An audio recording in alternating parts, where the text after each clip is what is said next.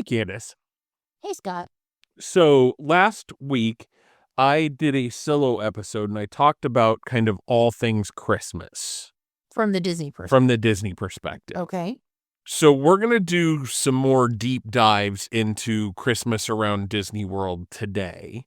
Okay. But my question for you is, as I went back and I looked at our last Disney trip last December, we did some after dark type episodes, but we never came back and really talked about the Christmas party. Okay. So what was your favorite part about Mickey's Very Merry Christmas Party? So honestly, I will tell you, it was the parade. Really? That surprises me And because that's you're not a hot take, 'cause parade I'm person. not a parade person. But that parade and the Snope on Main Street, that had next level. And that really sunk in like the Christmas spirit Yeah. for me. Because up to that point, it just kind of felt like, okay, we're in Disney again and it's beautiful because it's decorated. But that just kind of hit it home. Yeah. Yeah, I think I agree. That was pretty awesome. I also liked the fireworks show set to Christmas music. Yeah. Was pretty awesome as well. And like we got okay seats for that because I think we were at a spot where we kind of wanted to sit down. And so we camped out over by Tony's Town Square, right? No, we were over by the Plaza restaurant. And that's different than Tony's Town Square. Tony's is down by Town Hall. Okay. First come in. Okay. So yeah, just there's a spot like if you turn right off of Main Street where they have tables with yellow umbrellas and that kind of thing. And we just sat there to watch the fireworks. And it was for that fireworks show, I think it worked out pretty good. Yeah, I agree.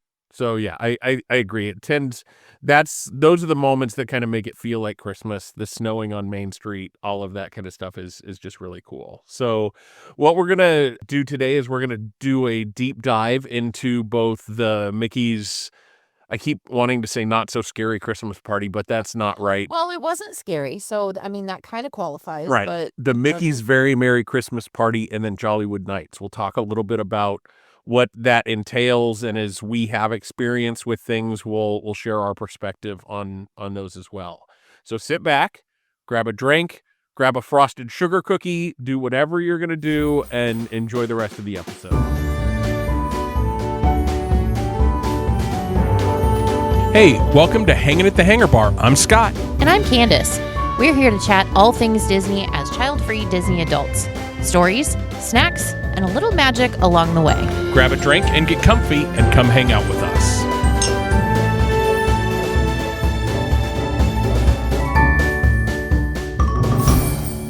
Okay. Welcome back, Candace. Thank you.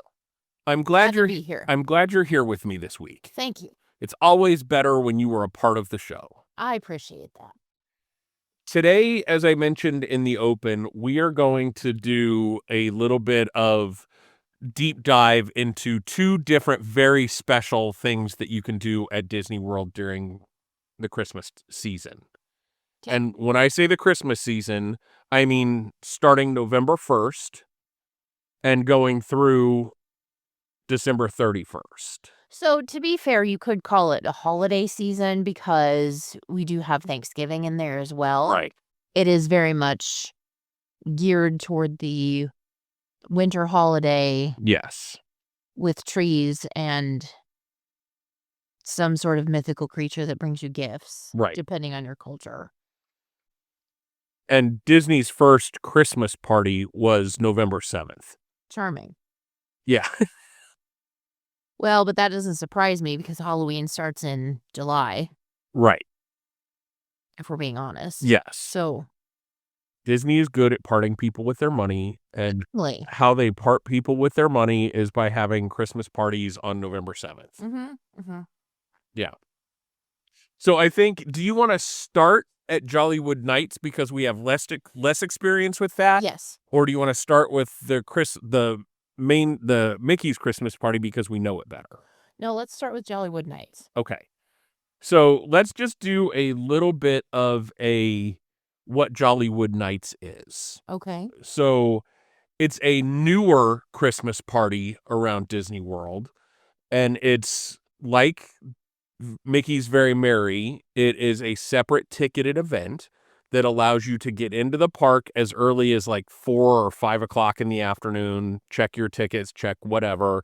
Don't ever take my advice on start times as And times can gospel. change Right. depending on the day of the thing. Right. So, So it takes place at Hollywood Studios, and it's an old Hollywood glam kind of Christmas party. It's seasonal decor, specialty food and drinks, exclusive entertainment, and lower wait times for attractions. So that's the thing with both of these parties is most of, if not all of the attractions around the park are open and operational during the party. mhm. So it works kind of like an after hours event in that way, but you get more seasonal type stuff that you want to pay attention to that you don't get at the after hours event. Mhm. Where an after hours event is probably more focused on the attractions. These are more geared towards that party feel. Mhm. The dates for 2025 for Jollywood Nights are happening from November 8th through December 22nd with this resource, the Disney Parks blog says early entry starting at 5:30 p.m. and the event ending around 12:30 a.m. So, if you go from start to finish, that's right at the beginning of like the regulars are still going to be in there, right? Right. The normal day guests are still going to be in there. But if you go from the earliest that you can get in that day to the end of the party, that's basically like a full park day. Right. So the travel person in me, the travel professional in me says if you are planning to do Jollywood Nights, I would maybe skip out on a park day that day Mm-hmm. and do a resort day or something or a rest day. Yeah. Go explore the gingerbread houses. Go see the Christmas trees at all the different resorts. Well, not all of them because the Grand Floridian didn't get one this year. Right. But Because they're building a bar. We'll yes, talk about that another day. yes. But yeah, just maybe find something else to do so that you can go to Jollywood Nights refreshed and ready to go all night. Yeah. Yeah, and one thing that I've seen a lot of about Jollywood Nights is people kinda go all out for that one. They really do, but we saw that when we were there last December, and we Yeah. didn't go to Jollywood Nights, but we spent a day in Hollywood Studios, and there were people, like, in full, I would call it cocktail attire, Yeah. all day long.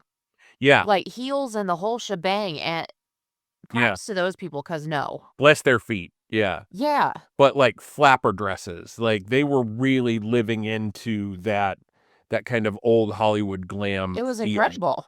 Yeah. I was impressed. Yeah. People just I think Jollywood Nights is becoming and this is where as a Disney Adults podcast, I'll kinda call out Disney Adults a little bit. That's becoming the Disney Adult Christmas party. Yes. People are moving away from Magic Kingdom Right.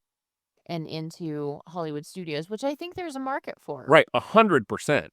Kids are not necessarily gonna really enjoy going and listening to a 1930 jazz band while they're wearing a flapper dress. Right.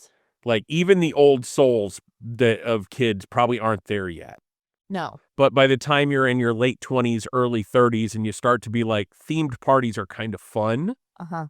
that's where I think that party is really grabbing those people. Well, and there's a much different vibe, and I think we could say we wouldn't necessarily have to say this, but there's a much different vibe between Hollywood Studios and Magic Kingdom. Yes.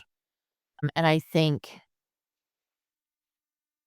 like you don't really have to wonder about things to do in Hollywood Studios. Like if you go there for a party, you're going to go do the party things. Right. You don't have a bunch of other things pulling you in different directions. Where with Magic Kingdom, you might. Right. 100% agree.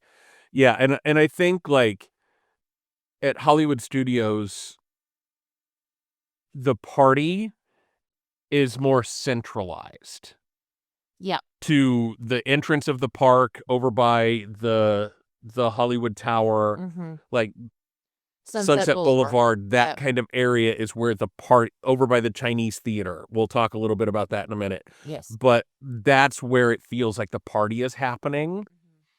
Because the rest of that park is so well themed, it would be impossible to make it a Jollywood Nights kind of thing. Jollywood Nights at Galaxy's Edge doesn't fit. Jollywood Nights at Toy Story Land doesn't fit. But if you think about I mean, I get where you're going with that, but I will say about Toy Story Land, they do decorate for Christmas Yeah. in their own special way, but you keep in mind that the string of outdoor like, the C9 bulbs, they're up all year round. Right. They just happen to throw some, reindeer antlers on Rex and Right. put out Ham's Christmas cookie, but aside from that, Right. I get where you're going. The attractions are open, so you go over there if you're prioritizing attractions during any part of the party, you go over to do that, but you're gonna feel out of place in your cocktail attire Yes. because they don't bring the party to those parts of the park Right. because Disney doesn't want to bring the party to those kind of It doesn't those fit. right. Now, if they were to say Andy's having a Christmas party for the toys in his backyard and you had like different themed, or Chewbacca's family is having their Christmas party in Galaxy's Edge, and so like that way Star Wars fans could come dressed in their Jollywood Nights theme. But that also then ruins the glam feel of Sunset Boulevard and the entrance to the park and over by the commissary and all of that. So It absolutely does, and then you have the feathers to ruffle about how you discern that Chewbacca and his family do celebrate Christmas. right, And it's in canon. is it? Yeah.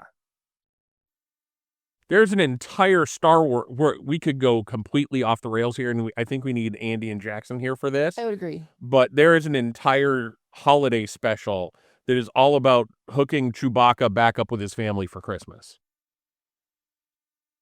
Oh. And I could be slightly off about that, but I know Chewbacca and his family are in that holiday special. And forgive my ignorance here, but the holiday special was to be taken seriously? It's part of canon now. Well, that doesn't mean it was meant to be taken seriously. Anyway, let's go on. Anyway, yeah. Okay. So here's some things that you can do at Jollywood Nights. So the first is the Twilight Soiree at the Tip Top Club, which is a 1930s style jazz lounge atmosphere in the courtyard of Hollywood Tower Hotel with live music, drinks, specialty cocktails, that kind of thing. That's where you go for kind of your jazz dance party. I think you would have a hard time getting me away from that spot. Right? Rides? What rides? Attractions? This is the attraction. I'm not going up there. I'm staying right here. That's right. Live jazz music, cocktails, fancy. Hello. Yeah. Yeah, and then I think the only thing that might pull you away from that part of the party is the Jingle Bell Jingle Bam, which is a nighttime spectacular at the Chinese theater that has fireworks, lasers, projections, the whole bit, and that's scheduled around 10 p.m. during the Jollywood Nights. Okay. So, like, that becomes the castle show for the party. Right. Okay. And the videos we've seen of that look really cool. They do. They do. So you'd leave to go watch that and then go back to the 1930s jazz club feel. Maybe. I bet you would. Maybe. Depend on how many cocktails I had had. Right. Right. And then there are also more than 20 character experiences that you can have during Jollywood Nights, from the classic characters that you expect to meet to some more rare. For example, Chip and Dale Rescue Rangers, Santa, Stitch, Miguel from Coco, and the Mandalorian and Grogu, which is Life Day themed in Star Wars Galaxy's Edge. Okay. Yeah. And then the rides, again, most of the rides and attractions are open. Toy Story Land is open. Star Wars Galaxy's Edge is open. Sunset Boulevard rides are all open during the party. Okay. So let's talk a little bit about foods for this party. I haven't gone out and looked to see if they've released menus and that kind of stuff. They probably have, because the party started, well, we're recording this on the 8th. Tonight's the first party for Jollywood Nights. Okay. So, but let's go back and think of some of the things that they had last year. So they had a spicy pimento kimchi dip and poutine potato bites at Dockside Diner. Sounds like there's a lot going on in both of those things. There is a lot going on there. and I think this is closed now, so it definitely won't be there. But last year they had an antipasto flatbread, cranberry fizz mocktail, and holiday cheer cocktail at Pizza Rizzo. None of that sounds like a big loss. Then buffalo chicken spring rolls at the market in Pixar Place. There it is. Pixar Place. Pixar Place is over in oh, okay.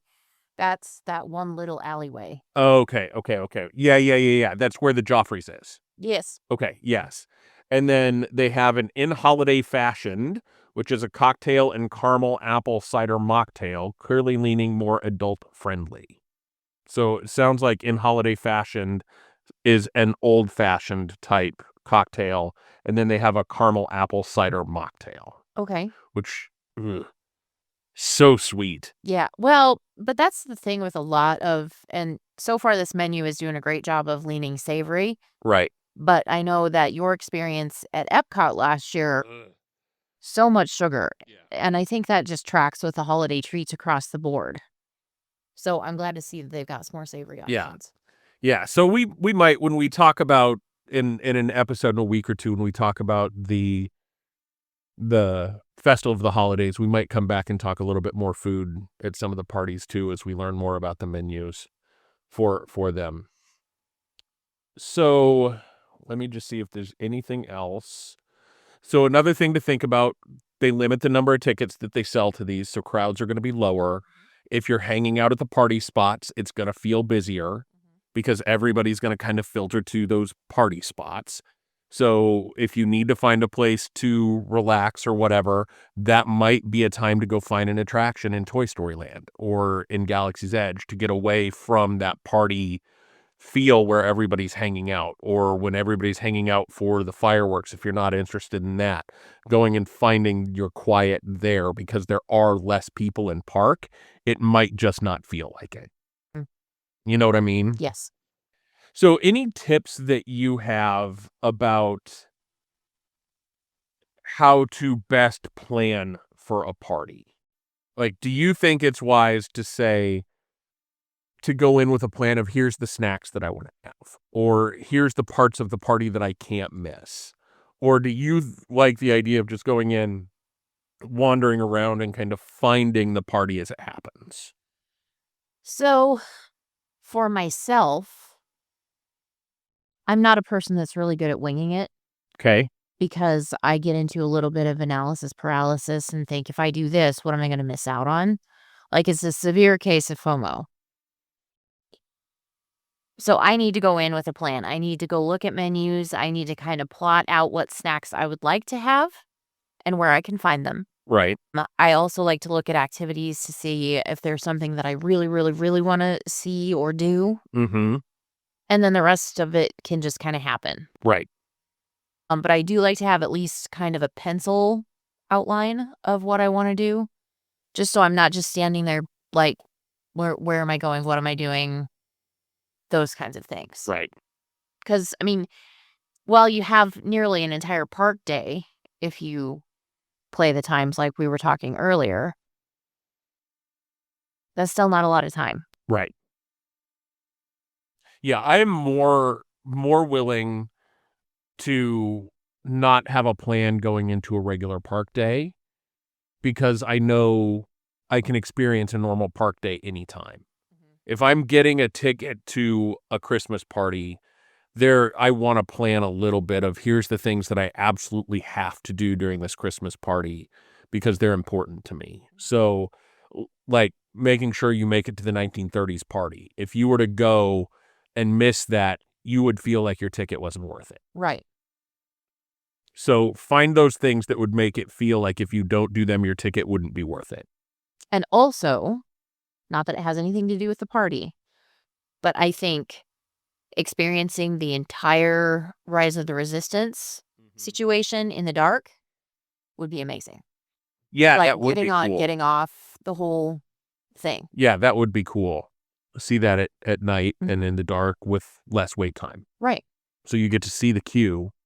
Yeah. Without even, I mean, they probably take you through standby or lightning lane. which still has A lot. a lot. Yeah. And I think so, spoiler alert, jump ahead a minute if you don't want to hear any spoilers about Rise of the Resistance. When you go from the first pre-show with Rey, and then you have to go outside, that being at night would be really cool before you get on the cruiser that ends up getting intercepted by the ship.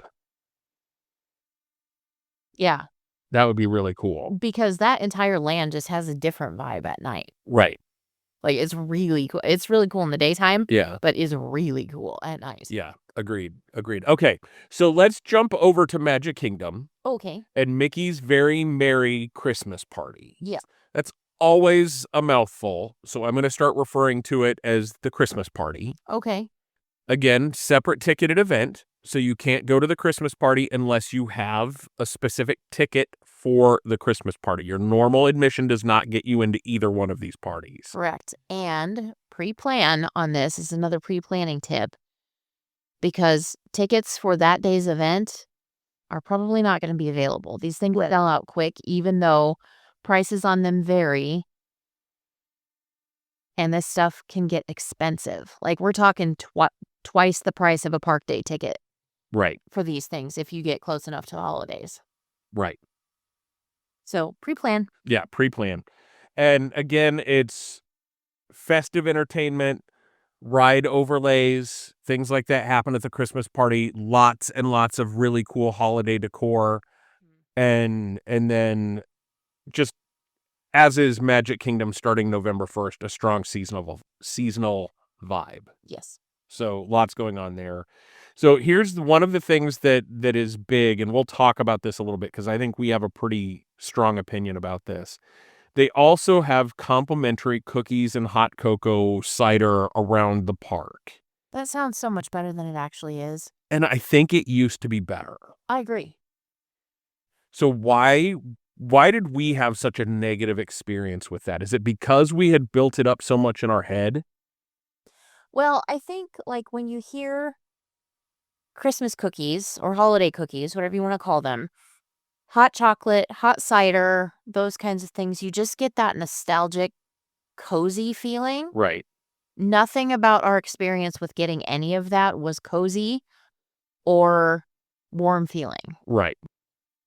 It was, here's your pre-wrapped Loft House cookie, and here's a small cup of a lukewarm at best beverage that's been sitting out since half hour before the party started. Right. And no shade. Logistically, they have to do it that way. But it wasn't like, I guess I had it built up in my head like, this is going to be magical. It's going to be like what my home growing up as a kid was with Christmas treats. And it just wasn't. Yeah. Yeah, and I think I talked in the episode last week about why they do the prepackaged cookies. Nobody wants to go eat 8 sugar cookies in one night, which if you don't do prepackaged makes them very hard to take home unless you're a local. Right. And I mean, if that is your jam, if you do want to eat 8 cookies in a night, go for it. Yeah, but most people do not. So Disney's like, let's make these to where people can take them with. They will travel home with them, all of those kind of things if they want them to. And then the other thing that just, I don't know how else they can do it, but every cookie station just felt rushed. Mhm. Lines of hundreds of people just kind of slowly milling like ants to get that prepackaged cookie and lukewarm beverage. Mhm. There were a couple spots where I skipped the beverage just because I'm like, I don't want it. 'Cause Not it's that just I more wouldn't thing to have have to wanted it. carry around. Right. And, like, it's not that great. Right. And it just, I was really disappointed with the cookie stroll Yeah, because I felt like they could have made it feel more magical than they did. I agree.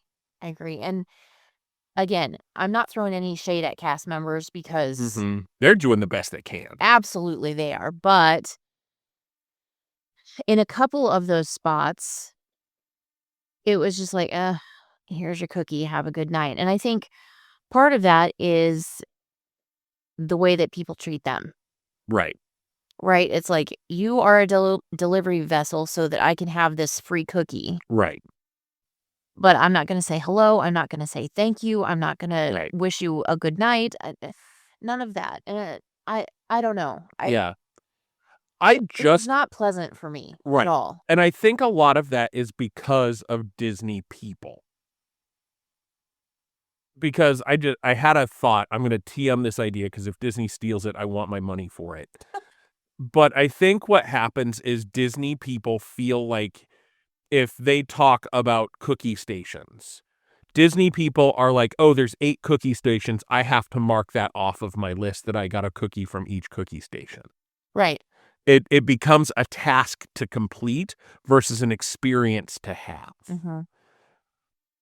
Disney could solve some of that by in their advertising say up to 8 cookie stations and make them pop up at different parts of the night. That's a great idea. 'Cause you know they have the snack carts. Right. So just all of a sudden you happen to be in an area and maybe a cart pops up with 500 cookies in it. And once they're gone, they wheel it away and there's another one that pops up in another part of the park somewhere else. Mhm. And that way you don't end up with like thousands of people trying to queue up and just station to station to station. It if I see a cookie stand, I get it. And that they could have make sure that stand goes out with hot chocolate, goes out with homemade cookies because they only need to make 500 of them for that night's party. Mhm. Like that just but I think as Disney fans, we would have to understand that I may not get every cookie that's presented. Right. So, with your idea of the pop-up cookie stands here and there, I think it would be cool if they could do that, like, maybe a couple different spots within the park, so you get the total of 8 cookies, but do it in a time frame that's still gonna let people get to parade and fireworks without having to worry about missing out on a free cookie. Right. 'Cause you know people. Right. They're gonna be like, "Well, I didn't get a free cookie because I had to watch the parade." Well, you don't have to do anything. Right. Or if you want to do the prepackaged cookie mess, bring in a few extra cast members and as people are queuing up for the fireworks or the parade, start handing out cookies. That's a great idea. The only problem with that is there's going to be those jackasses that are I'm going to go from here and then I'm going to run down here and get 3 more cookies and then I'm going to go here and then get 4 more cookies and they're just going to show up on eBay. Right. Because, yes, buying a cookie off of eBay sounds like a fine idea to me. Right. Prepackaged Very Merry Christmas Party cookie, buy it for $12. And there's people out there that will. I know. Oh, I don't get to go to the Christmas party. I want to try a part of the Christmas party though. Go to your neighborhood, a grocery store, And and buy Loft House cookies. get some Loft House cookies because that's what they are. Right. Right. Yeah. There's got to be a way to make that cookie stroll feel more magical. I agree. Because I will say that that was probably the most unmagical part of that Yeah. entire thing, and something that could have been the most magical. Right. Right. And I think randomizing it helps. Yep. Because then people aren't trying to like cram their way. You're always going to have those people that are like, "Oh, there's a cast member. I'm going to follow them around for a minute and see if they're a cookie pop-up stand." There's going to be people doing that. But I think most normal people would be like, "Cool, I hope I run into a pop-up cookie stand because that would be a magical moment." Right. Versus I have to get something for free. Nothing is free. Right. You've paid a lot of money for those trash cookies, Right. and I will go as far as to say they're trash. Yeah, I don't remember the cookies well enough to know if there were even any of them that I liked. And I we didn't get what, it's 5 or 6 stands? Yeah. Like, we didn't get them all. No, I knew after my first one, I didn't want any more. Right. I'm just like, "No, no." Yeah. So, I think that's our experience. Listen to us for our experience. The cookie scroll isn't all that. It's they could do it better. If they change the way they do it going forward, I think it could get a lot better, could be more magical. Yes. They just need to find a way to make it more magical. So Disney, if you want my idea, come talk to me. We'll talk about maybe free free Christmas party tickets for the next 10 years if you have my idea. I'm not even going to charge you a buttload for it, but I think that's a good one. It's just randomize it a little bit and have limited supply. To a point.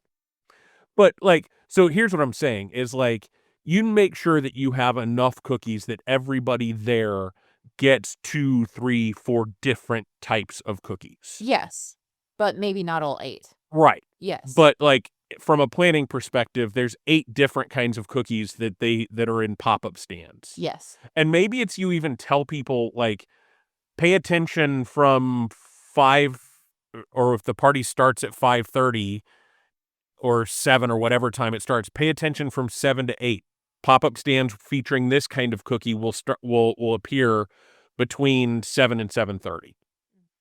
You don't know where. Every night they're going to be different, but it's going to be this kind of a cookie. So if you want to prioritize a frosted sugar cookie, if you want to prioritize that carrot cake cookie or whatever it happens to be, it give people that kind of a warning so they could plan for it. Like, oh, okay, I'm going to be really paying attention and have, like, around the park, maybe from 7 to 7:30 sugar cookies are served.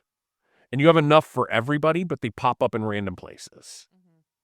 And then from 8 to 8:30, and each stand has a limited supply.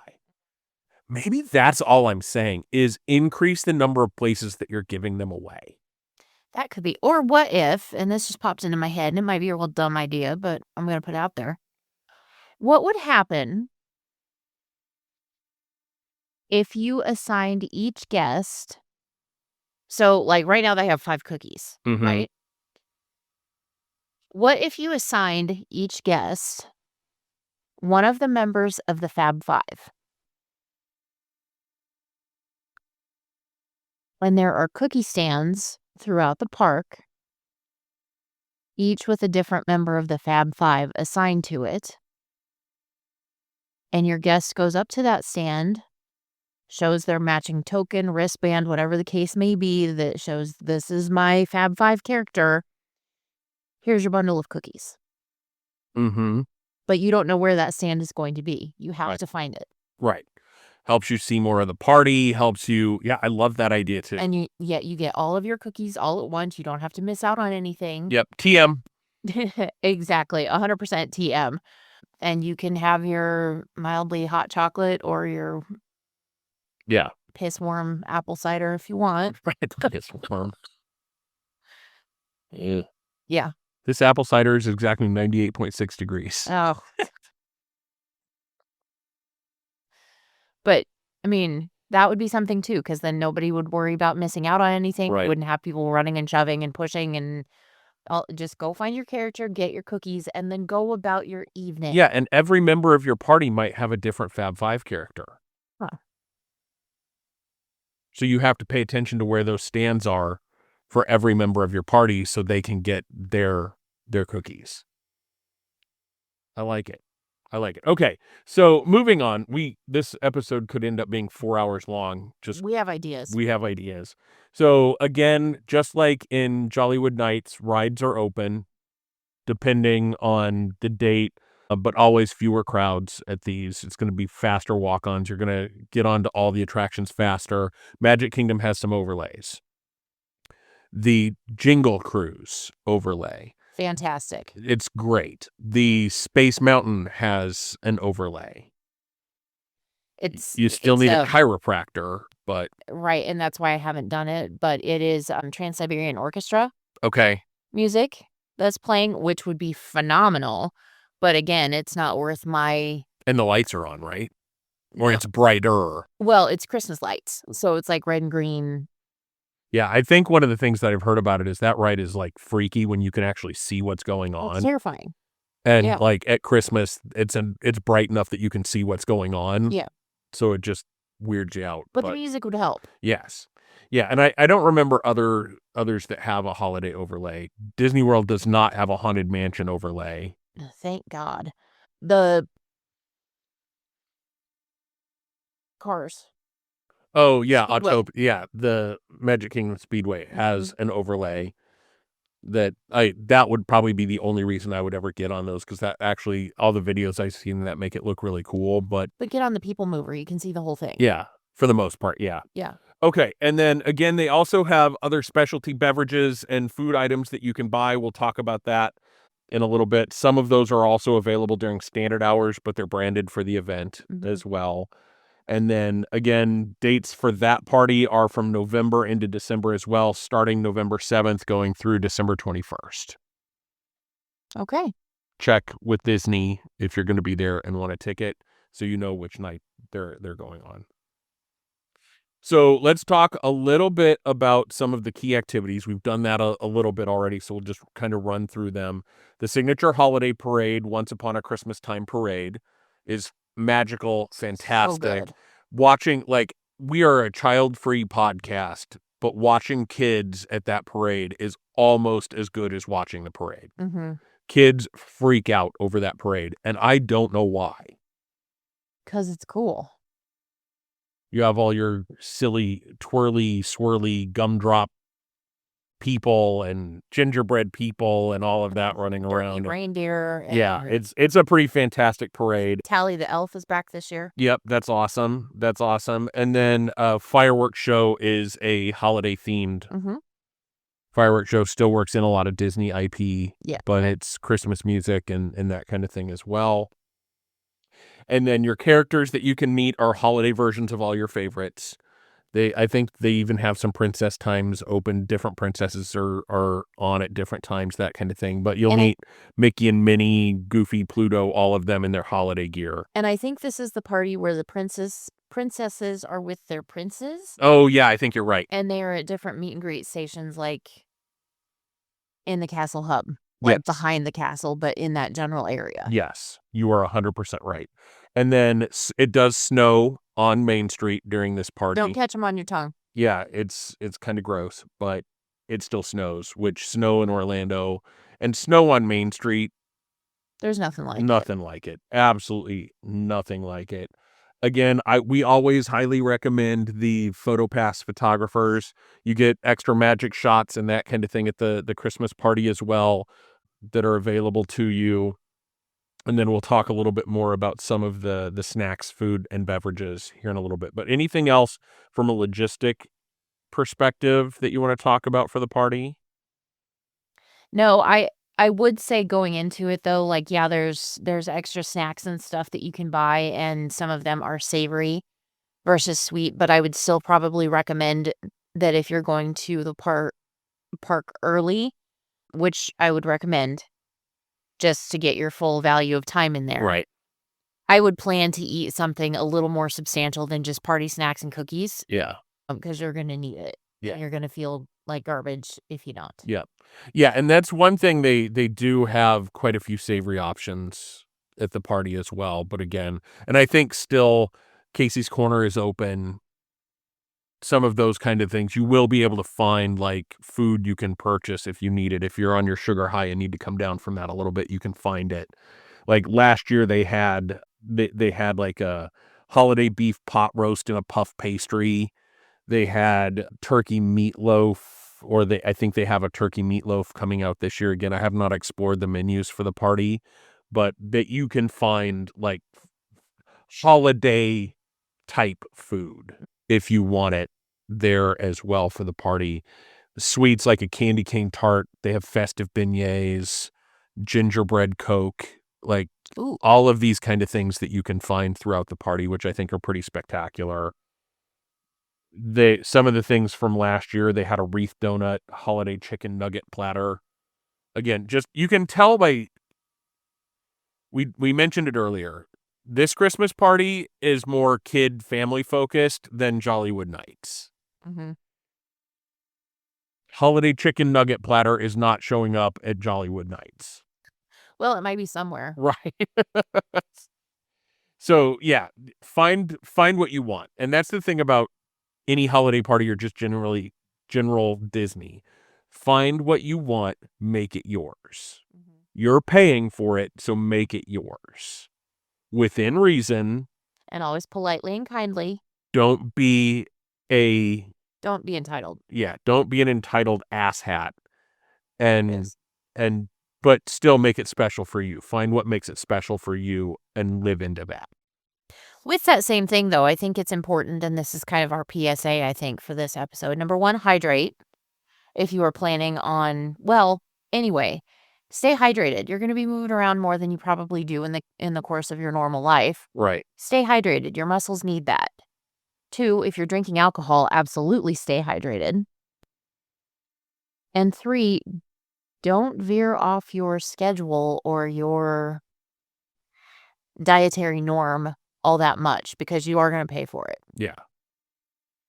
Yeah, 100% agree, and I think that's the other thing, like, this one also requires some planning.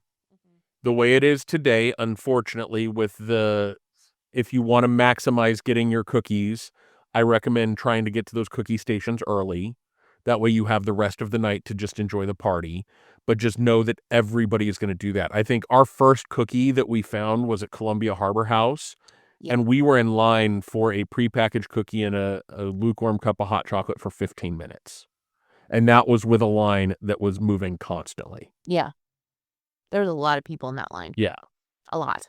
Because it was right when they first opened the cookie stations, that kind of thing. Mhm. And I think everybody kind of follows that advice of do it early so you can prioritize other things later on and not miss the parade, not miss the fireworks. Those kind of things are important. I think more important than the cookies.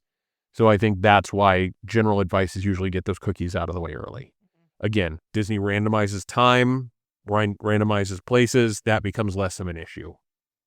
But I think we haven't done Jollywood Nights. Based on what you know of Jollywood Nights, do you think it's worth the price of admission? Yes. Tell me why. I think just the more adult spin on it as a holiday party, and I don't mean adult spin like gross. Not like upside down pineapple adult spin. Thank you. Wow. I think just having that option of, like, going to the Tip Top Club and experiencing live jazz performances and having cocktails and everybody dressed up a little fancy and those kind of in a theme park doesn't really happen. And I think it's just got a different vibe Yep. than your typical thing. Right.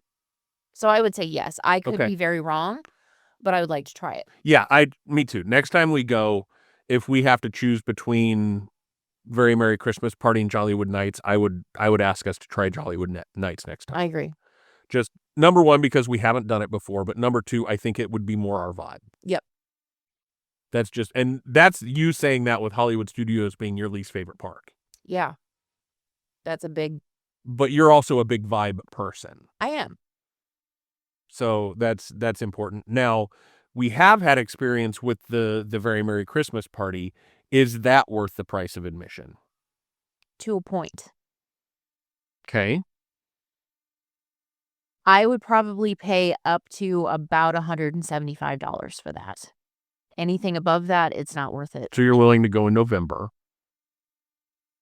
Because starting in December, it starts ramping up in price. Well, we paid about that last year when we were there in December. First but week of December. prices change all the time. But my point to that is I would rather go a different time of year and do an after hours event where I don't have to worry about the cookie crap Yep. and all that kind of thing. But I would say the parade is worth it, and that's huge for me because I'm not a parade person, like we said before. The fireworks are good, and just the whole Christmas spirit. Yeah. The holiday spirit is good, and seeing the Snope in person versus on a video is magical. Yeah. But I think that's as far as it goes for me. Okay. Yeah, I would agree. I would go back and I would do the Christmas party again. I would not do the cookie trail part of it. I would go try some of the savory snacks maybe. Like, we ate dinner before we went, right? We did. Yes. I would maybe do a little bit lighter food and maybe try more of the holiday savory snacks and food that you can get at the party and prioritize that over getting free cookies. Oh, yeah. Yeah, yeah, yeah. So I'm just making it more expensive for myself, but that's okay. Because again, the cookie trail part of it was the least magical part of the entire thing. I agree. Getting on the people mover during the Christmas party was pretty special though, wasn't it? Yes, it was. Yes, it was. Yes, it was. Okay. Anything else that you want to talk about from a Christmas party perspective at Walt Disney World? I don't think so. Okay. Yeah, I think I'm good. Let us know. Have you been to Jollywood Nights? Do we have it right? Should we try that one next? Come out to our socials, let us know. Or if you haven't, which party sounds like more fun to you? Let's have the discussion out on Facebook or Instagram. Let us know what you think. And yeah, we love to have you listen. Thank you as always for listening. Hopefully you're having a spectacular start to your holiday season. And remember, there is always a great big beautiful tomorrow. And we'll see you real soon.